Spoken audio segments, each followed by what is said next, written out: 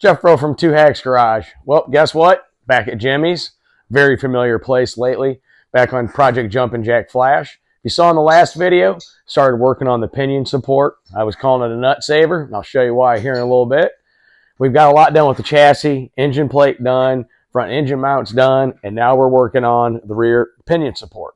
The reason we're putting a pinion support in this, even though this car is probably going to never make enough horsepower to shear these bolts back here, if something was to happen, we don't want this thing snapping and going back and forth. So what we're going to do is, if you see here, we're putting a pinion support in that's going to go around this, and it's going to go to our pinion support bar that ties to the chassis. Not only the reason is because the rules say well, yeah, Jimmy's right, and the rules do say that. And I did see a guy get cut in two one time. Yeah, Jimmy explains that in the last video. So a guy did get cut in two by not having it properly built. So not only is it for safety, but there is rules on it, and it does make a whole lot of sense. So this video is part 2 of building the pinion support. It's going to go from here, like I said, on the pinion, down to the chassis bar down here. It's going to really hold things in place. Why did it call it a nut saver? Even though your nuts are behind here, but if something was to happen and this thing breaks and comes apart, we're going to add this aluminum pipe to the pinion support that goes over the tail housing of the transmission, over the coupler, and over the pinion yoke back here.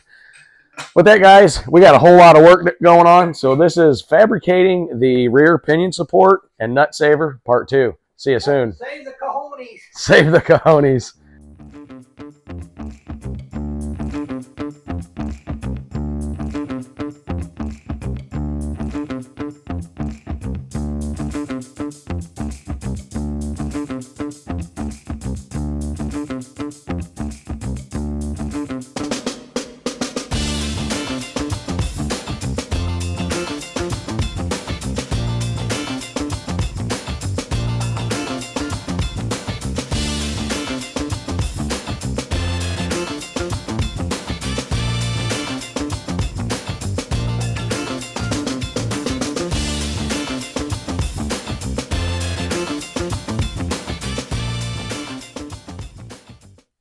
All right, so what you saw in that first video is we have our pinion support plate, and what Jimmy and I did in the previous video is we measured on the pinion the diameter of the circle we need before we drill the holes in it, and it was actually 4 3/4. The most close to size hole saw I could find was 4 1/2. Without special ordering. Without special ordering it, correct. And so I went and picked one of those up after leaving Jimmy's yesterday, and now what he's doing is he's setting up his mill to, I think, what is it called, Jimmy? It's just a standard boring head for boring out stuff bigger, so you don't have to hole saw. This would be more like if you're boring out a bushing or something to put bushings in. It just makes it's just a precision boring head, so to speak. So it's got this here, it's in neutral. It's got this cutter here. So what it's going to do, we got the 4 1/2 inch hole cut, and he scribed the 4 3/4 inch mark. So he's going to use this tool with this fancy dancy head. Yeah, you can bore off this end, or 3 different spots in the bottom. But I put it on the widest, but the travel would have been too far out, so I put it on the end. So he's going to end bore it and get our 4 3/4 inch circle. Then from there, we can kind of see where we need to put our holes at. With that, let's see what he does.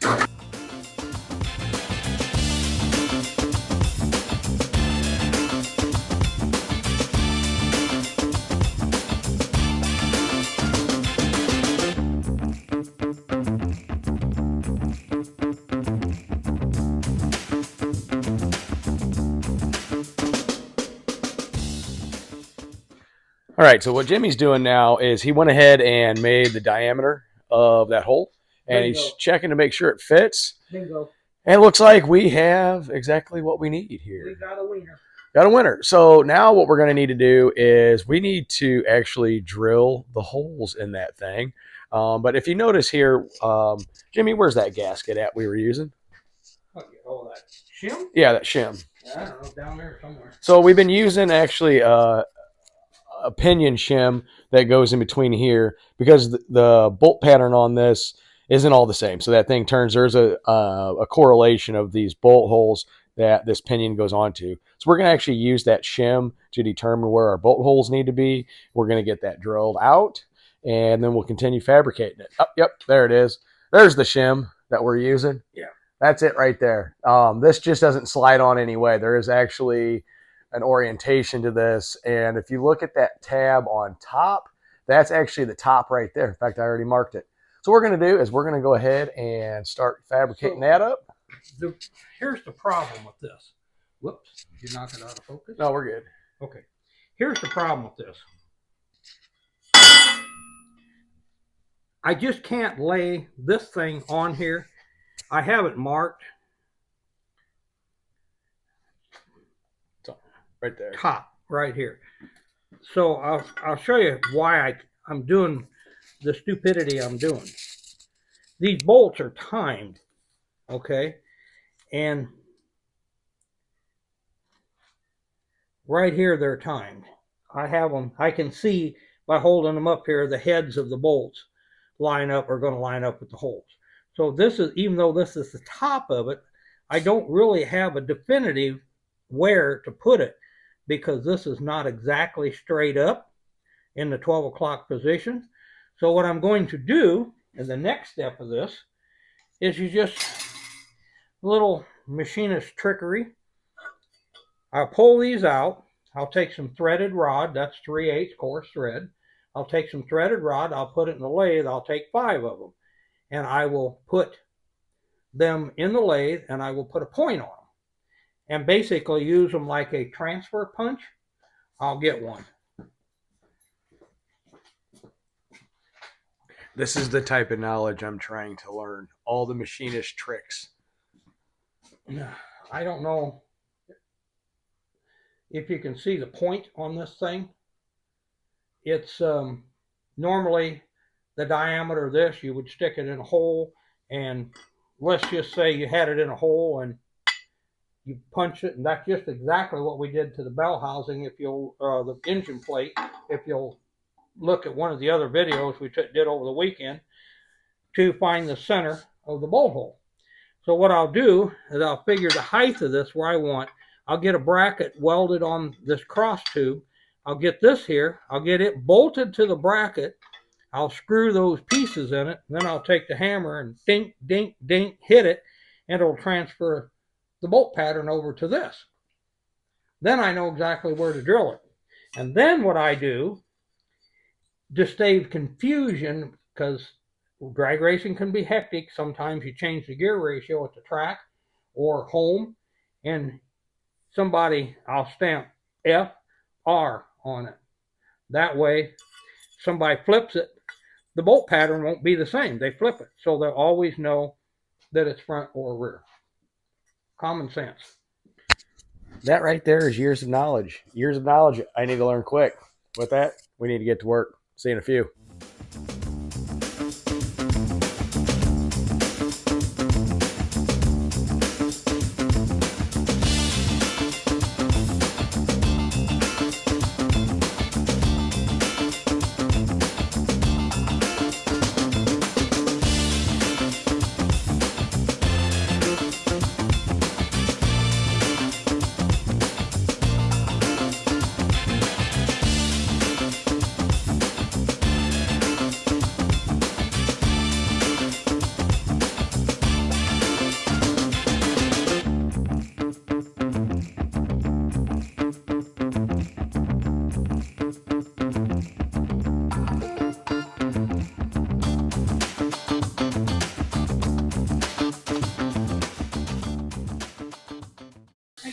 All right, so here's what Jimmy is making.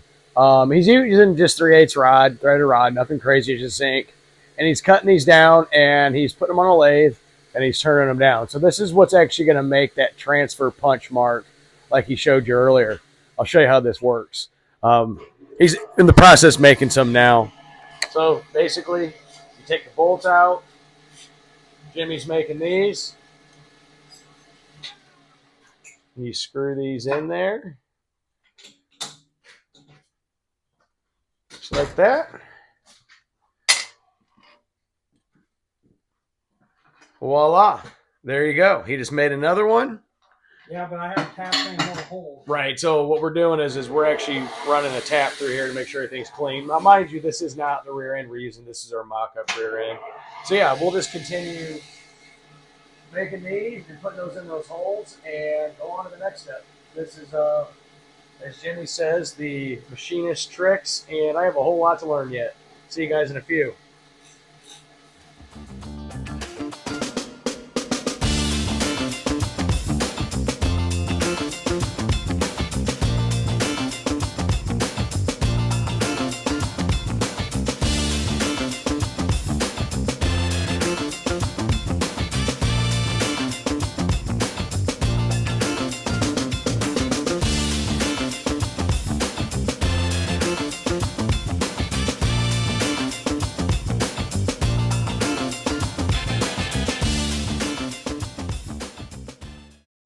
All right, well, we got those made. So you can see what I'm talking about.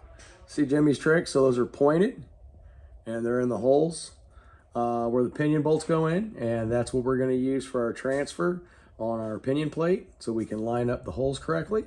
I would actually put it on there and show you, but I don't want to hit that Daikin blue and throw Jimmy off. So yeah, pretty neat. Dig it. Machining tricks. I need to learn. See you in a few. All right, well, we're going to call that a wrap. We haven't transferred it over yet. Part of the reason why is the actual pinion plate here. What we got to do is we already made the bracket. So there's going to be a bracket that is going to get bolted to this. But in order to get this lined up correctly, what Jimmy's going to do, I might not be here. It's late. He's going to work on this during the week while I'm working, while he's working. So I'm just going to end the video here for the fabrication part 2. Probably a good chance he gets this built before I come back. But what's going to happen is on the chassis tube down there that goes across the pinion on the bottom, there's going to be a steel bar, and this is going to bolt to it. So what Jimmy's going to do is he's going to put that into place against there. He's going to tack weld that in place. He'll make his transfer punches on here, drill it, and that'll be the fabrication. If by chance I get here before he's done with that, I'll show you the process. But if not, the part 3 will be actually, showing you the results of that and adding our nut saver protection tube. That's what I'm calling it. That's going to go over the coupler, the pinion, and the tail shaft housing on the transmission. So with that, guys, it's getting late. It is during the week. Jimmy's got to get up early tomorrow. I got to get up. Heck, he's old. I'm actually tired. We've been hitting it pretty hard lately. So with that, guys, we'll see you in the next one because there will be a chassis fabrication part 3. Whether it be it's complete or we're going to show you what happens. Don't know yet, but look forward to seeing you guys next time. He doesn't quit working me so hard I'm going to die. I'm not going to work him to death. He's got some drag racing to do this summer. With that, see you later.